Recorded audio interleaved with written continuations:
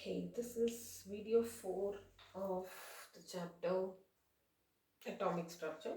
So last video we discussed about the electromagnetic radiations. Let us now understand the properties of electromagnetic radiations. Okay. The first property is that it can show diffraction. All electromagnetic radiation show diffraction, and the second property is that they show interference.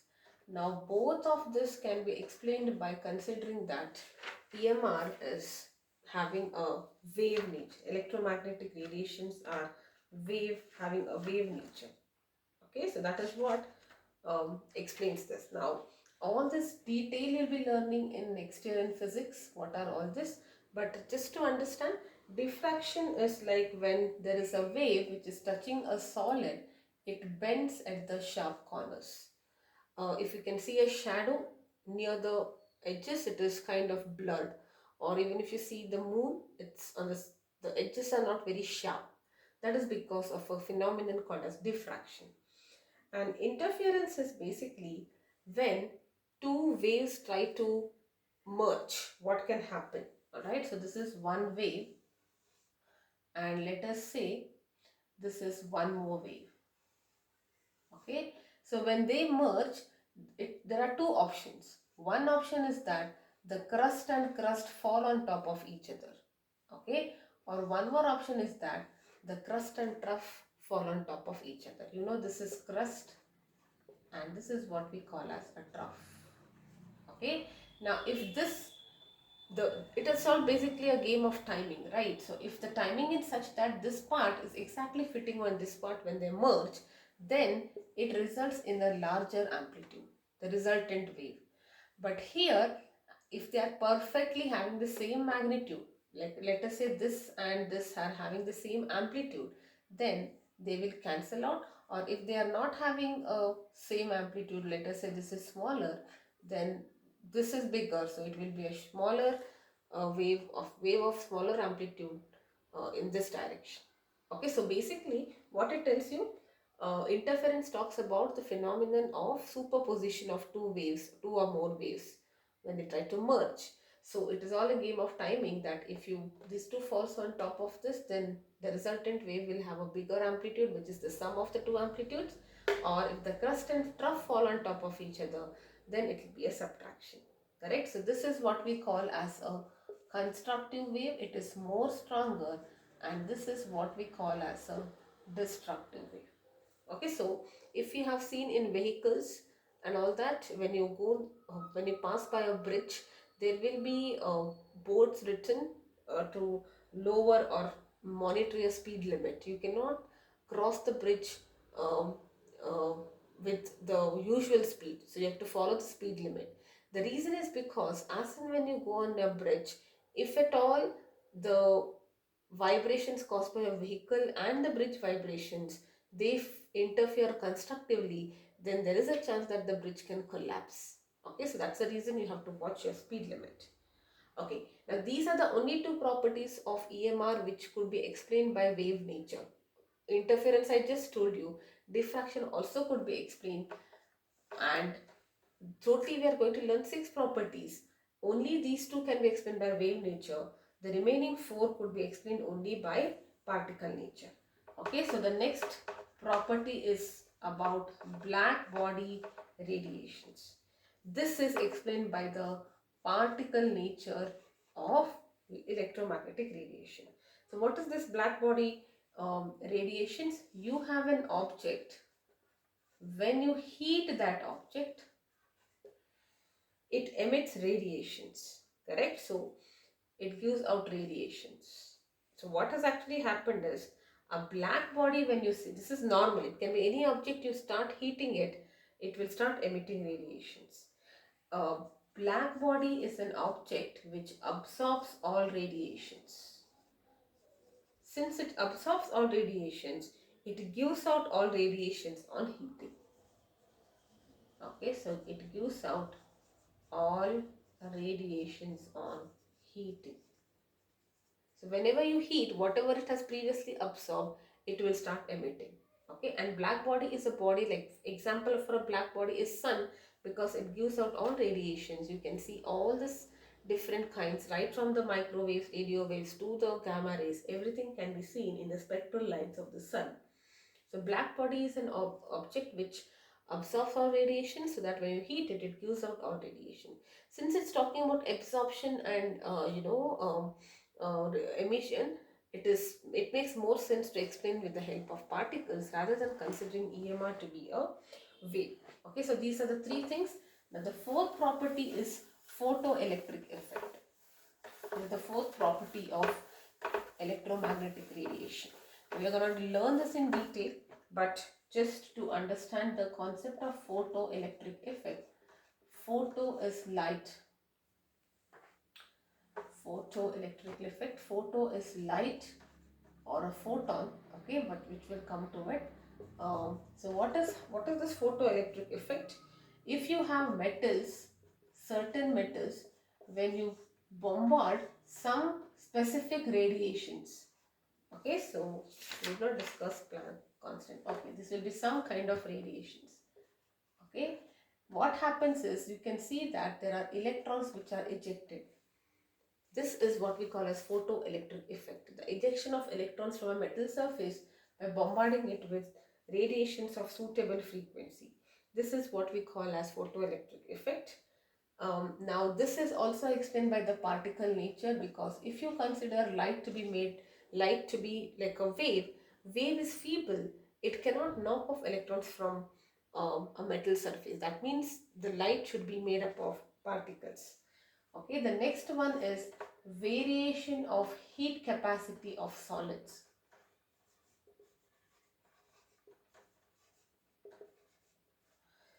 Heat capacity is basically the amount of heat required to raise the temperature of a substance by 1 degree centigrade. Let us say you had water, some amount of water, it was at 25. You are heating it and you are measuring what it takes, or what is the quantity of heat if you want to raise from 25 to 26. That is what we call as the heat capacity. Alright, so this is also by particle nature, because what happens when you heat any solid, they vibrate, kinetic energy increases, and that's why temperature also increases.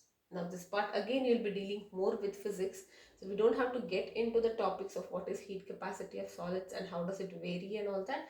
You just have to know, because this can be explained only again by particle nature, because once you have a solid and you heat it, that energy is absorbed by the molecules or atoms and they start vibrating, and that's how it increases the kinetic energy. Alright, so anyways, we'll not discuss much about it because you'll be learning it in physics. Okay, so next is line spectrum of hydrogen, which we will be doing in detail in the next two videos. So in the case of hydrogen, there is only one electron. One hydrogen atom has only one electron. That means that one electron will absorb light energy and then it will release one light. Correct? But what we saw that was, in the line spectrum of hydrogen, you were able to see all spectrums. So that kind of, that is something we will study. But anyways, what is more important here is look at all these properties and also the black body radiations. They all, what is the main focus? They all consider that light is made up of particles, because otherwise you cannot explain all of this. These two we are going to do in detail, alright? These three we are going to do in detail rather. But if you talk about diffraction and interference, which we are not going to do in detail, it can be explained only by the wave nature of light. Alright, now let's talk about black body radiations.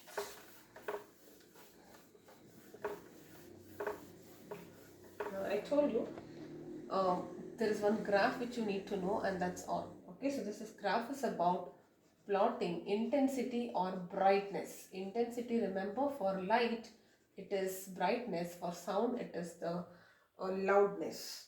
Okay, and this is wavelength. So if you plot a graph of intensity versus wavelength, it looks like this and it looks like this. This is a T1, this is a T2, where T2 is greater than T1. This is all you need to remember graphically, but let us do it. So you had iron. When you heated it about 4000 Kelvin, it showed red in color. That means in the visible region. And when you heated it further, it showed blue in color. What is the meaning of that? When you heated it further is like temperature has increased. And if the temperature has increased, what is happening? The graph is shifting to the left side. You can see that. Alright, so what is this peak telling you? It only tells you that as you increase the wavelength, so what is happening for a particular temperature? Let's talk about it. Okay, so as you increase the, for a particular temperature T1, as the wavelength increases, wavelength of the radiation which is incident increases, the brightness of the radiation given out, emissions, the intensity or the brightness, I write it as brightness. Brightness increases slowly, it reaches a max position and then starts to decrease. You can see that brightness reaches maximum position and then decreases for a particular temperature. But if you increase the temperature, you can see that the intensity or the maximum intensity is also increased. Intensity was here, now the intensity is here. That tells you why do we see this, because this is when you're increasing the temperature, the wavelength is also changed. It has shifted this side, right? This is the wavelength, let us say red. Now this is blue. Blue is having a shorter wavelength than red. Correct? The shift to this side, that's what it means. Alright, so for different objects, now if you're having different objects at different temperatures will emit different radiations, different amount, different properties. Everything is going to be different. Alright, now this part I've already told you, intensity of the light will change, and for a particular radiation it decreases, increases, becomes maximum and then decreases. Okay, so that's all you need to know about graph. They might only ask you these two kind of questions. Okay, now in the year 1909, Max Planck, this is super important, he gave his take on, he gave a new theory which is called as Planck's quantum theory. Okay, and what is this quantum theory telling you? It shows that the vibrational energy of bodies are not continuous but quantized. Quantized is like they have some particular value. It's like if I say what values will this cost of this pen take. Okay, it can be 1 rupee, 1.2 rupee, 1.23 rupees. It can take any value. It's allowed technically. But when I say quantized, it is something which is not continuous. Okay, and he gave this formula E is equal to NH nu, where E is the energy of the radiation which is incident. Let us say you want to do photoelectric effect, you want to do experiment on black body radiations, photoelectric effect. You will be making the light incident on it, right? So there is some kind of radiation which is incident. The energy of that radiation which is incident to see any of the phenomenon is given by this formula, where N is the number of photons, which photons we did not study. H is called as the Planck's constant, whose value you need to remember, 6.626 into 10 power minus 34 joules second. Joules and frequencies per second, so that's how it becomes joule second, and this is the frequency. Okay, so what is this telling you? That the energy which is incident, or you have any source, whatever light is coming here, it cannot have all values of energy. It can only have energy in the multiples of n. So, and light as such is the energy is transmitted in the light in the form of small packets. He actually meant that energy is transmitted in the form of packets which are called as photons. That is the particle nature. And the energy with one photon is NH nu. N stands for the number of photons here. Now I can tell you. Okay, so imagine I'm throwing you series of small chocolates, correct? So you are getting energy by eating the chocolates, but what is the minimum energy that you get? You have to eat one chocolate, and that is the least energy, all right, and that is one photon. The smallest packet which is reaching you is what we call as a photon, and the energy of one photon is equal to h nu. N is 1 for one photon. Nu is the frequency of the radiation which is incident. H is the Planck's constant. So energy is given out in the form of small packets called as photons, or it's also called as quanta. Okay, and the smallest energy is given by one photon, and that is h nu. You cannot have anything. You will only have multiples of h nu. That's the meaning of quantized. And what is the energy of one photon is very small, because you can see that this is 10 power minus 4. Okay, 34, sorry. So that means the energy is very small. Joules is going to be a greater unit of that. So that's the reason we do not deal with joules here. We talk in terms of a smaller unit of energy, that is electron volt. And what is this? It is nothing but these many joules. Just have to remember this number you already know. It's a charge and an electron. Okay, so electron volt is basically the energy of an electron when it is subjected to one voltage. But anyways, we do not deal with it in that format here. We are only telling you that the energy of one photon is very less, that joules become a bigger quantity.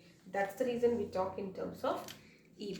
Alright, so that's about black body radiation and Planck's constant. Black body, you just have to know that all the black bodies, they absorb all radiations, and when you heat them, they start giving out all radiations. That's a black body. And in general, how do you explain this graph? Black body talks about heating and emission when it is heated. So you take iron for a particular temperature, it shows you red color, and then it becomes blue color. And what does that tell you? That if you increase the temperature, the intensity will also, the maximum intensity will also vary significantly. It increases, correct? And this marking here is like, this is for 400, this was like greater wavelength, and this is a lesser wavelength when you increase the temperature. Okay, so if you increase the temperature, you can see that brightness increases. The maximum brightness is slowly starts reducing here. You can see that. And for a temperature T2, intensity increases. But for a particular temperature, if lambda increases, brightness increases, becomes max, and then decreases. And if you have different objects at different temperature, will emit different kinds of radiations. And Planck was the first person who actually told that the energy associated, how do I calculate the energy which is right now incident on this blackboard, because of which you are able to see this video. I just have to know the number of photons which are incident by some means. Alright, so if I know there are 10 photons, you just have to do 10 into h and the frequency of the radiation which is incident. I can calculate the energy which is incident, and that decides, if I'm using this in some of the use cases, I will get to know what energy I would require, how many photons I need if I have to get this much of energy. Okay, so n is the number of photons. And what is photon? It is the smallest packet of energy, like a glucon-D. Small sachet of glucon-D, you can visualize that to be a photon.